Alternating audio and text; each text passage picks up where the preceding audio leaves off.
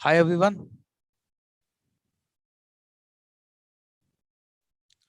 Hi everyone. This is Uday.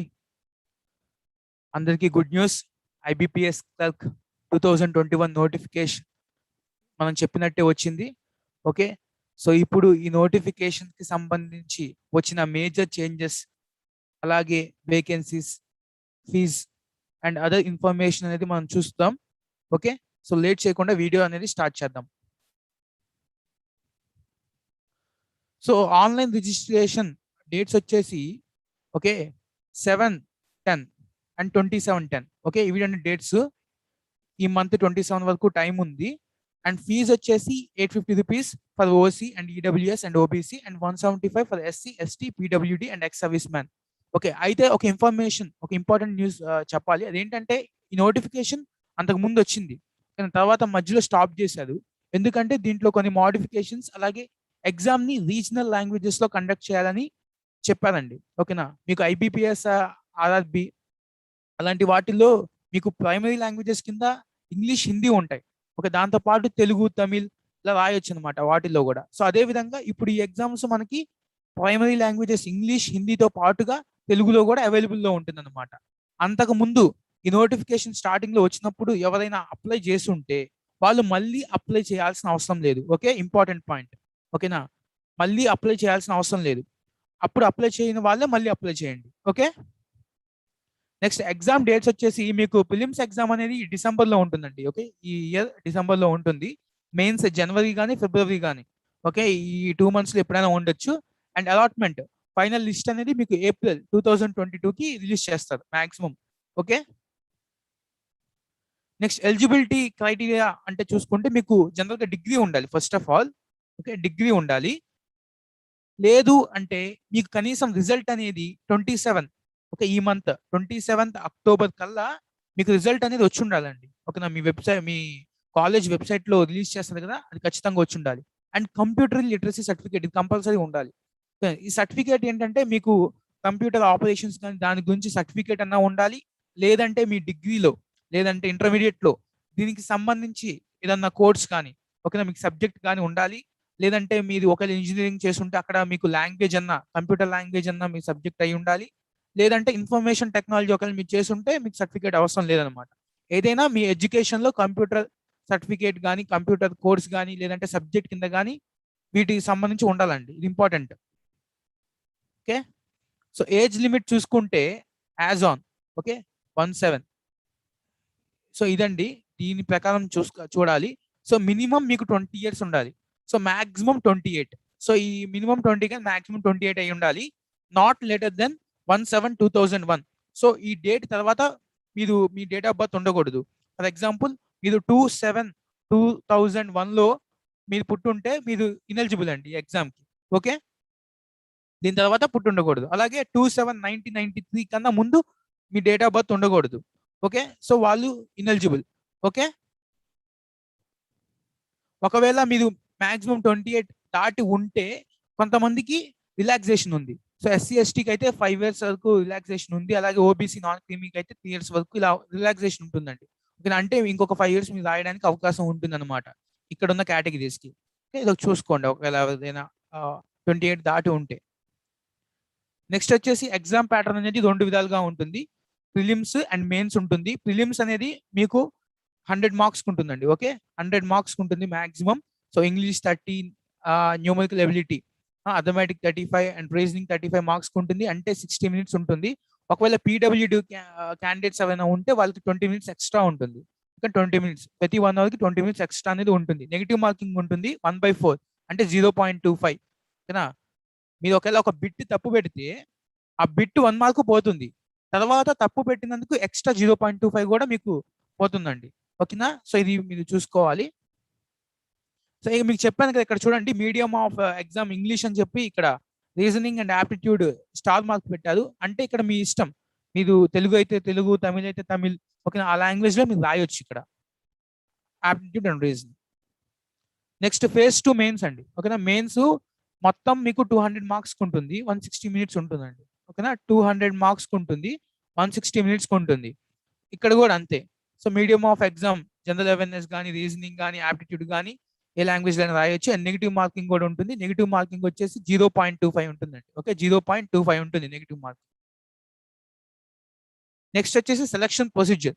ఇప్పుడు మీరు ఖచ్చితంగా క్వాలిఫై అవ్వాలంటే sectional cut off and overall cut off అనేది దాటాలి, ఫిలిమ్స్ లోను మెయిన్స్ లోను. సెక్షనల్ కట్ ఆఫ్ అంటే ఏంటంటే చెప్తాను. ఇప్పుడు మీకు ఫర్ ఎగ్జాంపుల్ ఇక్కడ నెంబర్ 30 మార్క్స్ ఉంది కదా. సో ఈ 30 మార్క్స్ కానీ వాళ్ళకి ఒక కట్ ఆఫ్ లాంటిది పెడతారు. ఓకేనా, 8.25 కానీ, 9 కానీ, 12 కానీ అలా కట్ ఆఫ్ పెడతారు. అది దాటాలి. దాటి ఓవరాల్ గా ఇప్పుడు 100కి కదండి. సో దానికి సంబంధించి కూడా ఇంకో కట్ ఆఫ్ ఉంటుంది. ఓకేనా, 75 కానీ, 82 కానీ ఇలాంటి కట్ ఆఫ్స్ అనేది మీరు దాటాలి. So sectional cut off, overall cut off మీరు దాటాలి అనమాట. అయితే మెరిట్ లిస్ట్ ఫైనల్ గా మీరు సెలెక్ట్ అవ్వాలి అంటే వాళ్ళు ప్రిలిమ్స్ సంబంధించిన స్కోర్ అనేది చూడదు. Only mains. ఓకేనా, ఓన్లీ మెయిన్స్ స్కోర్ అనేది మాత్రమే చూస్తారు అనమాట. అది కూడా ఎలాగా, మీకు 200 మార్క్స్ ఉంది కదా, దాన్ని 100 మార్క్స్ కి కన్వర్ట్ చేస్తారు. ఓకేనా, 100 మార్క్స్ కి కన్వర్ట్ చేసి మెరిట్ లిస్ట్ అనేది తీస్తారు అనమాట.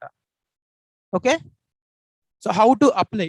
అలా అప్లై చేసుకోవాలంటే మీరు మన వెబ్సైట్ లింక్ చూడండి, dimensionscoachingcenter.com అని. సో ఈ వెబ్సైట్కి వెళ్ళండి.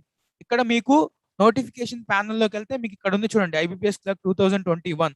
సో ఇక్కడ ఉంది నోటిఫికేషన్. కావాలంటే నోటిఫికేషన్ డౌన్లోడ్ చేసుకోవచ్చు, అప్లై చేసుకోవచ్చు.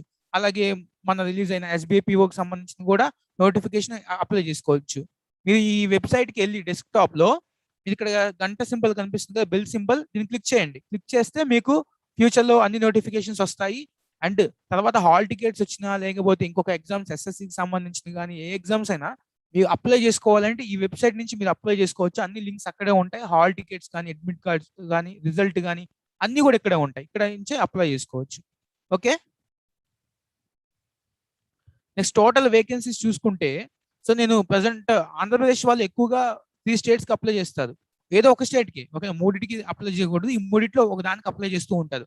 ఆంధ్రప్రదేశ్ అండ్ తెలంగాణ అండ్ కర్ణాటక కదా. సో వాటికి సంబంధించి ప్యారల్ గా ఉన్న వేకెన్సీస్ చెప్పాను అనమాట. ఇది ఆంధ్రప్రదేశ్, ఓకే, ఇది ఏపీ, ఇది తెలంగాణ, ఇది కర్ణాటక కిందది. ఓకే, సో దీనికి సంబంధించి వేకెన్సీస్ కూడా ఈసారి భారీగా వచ్చినాయండి. వేకెన్సీస్ అంటే కంపేర్ చేసుకుంటే ప్రీవియస్ ఇయర్ అయితే మీకు డబల్ డిజిట్ లోనే ఉంది వేకెన్సీస్, కానీ ఈసారి వేకెన్సీస్ అనేది చాలా ఇంప్రూవ్ అయ్యి ఎక్కువ వేకెన్సీస్ వచ్చింది. అండ్ గుడ్, మంచి ఆపర్చునిటీ అండి. ఎవరైనా వెయిట్ చేస్తున్నారో, ఓకేనా, ఈ ఎగ్జామ్స్ కోసం వాళ్ళకి ఖచ్చితంగా మంచి ఆపర్చునిటీ, మిస్ అయితే చేసుకోవద్దు. ఓకే, ఇది దానికి సంబంధించిన వేకెన్సీస్. ఒకటి, మీరు గనక ఈ స్టేట్ లో పెట్టారంటే, for example Telugu Karnataka state లో పెడితే మీకు ప్రిలిమ్స్ మెయిన్స్ తర్వాత మీకు లాంగ్వేజ్ ప్రొఫిషియన్సీ టెస్ట్ అనేది ఉంటుంది. ఓకేనా, అంటే మీరు కన్నడ మీకు వచ్చి ఉండాలి, రాయాలి, మాట్లాడాలి. సో ఈ 3 చేయాలి.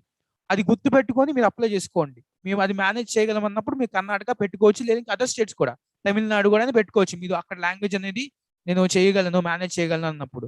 ఓకే,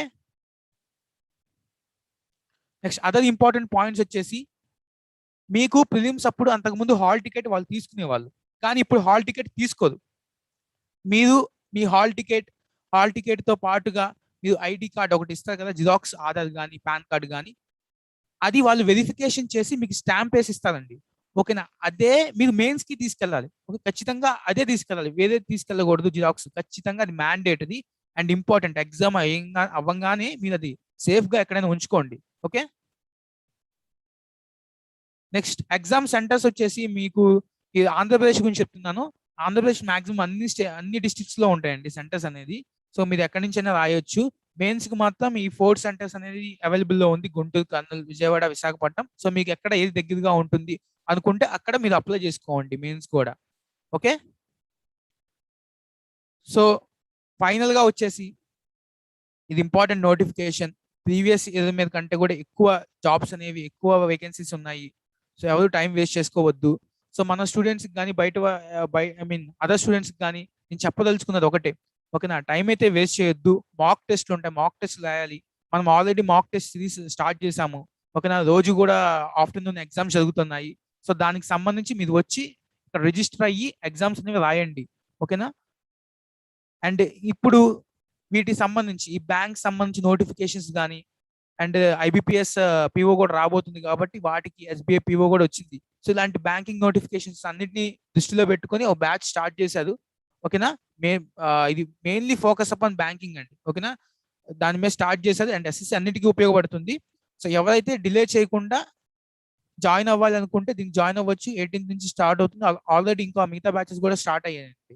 అండ్ నేను కోరుకుంటున్న ఒకటే, సో ఈసారి ఖచ్చితంగా మీరు IBPS క్లర్క్ అనేది సాధించాలి.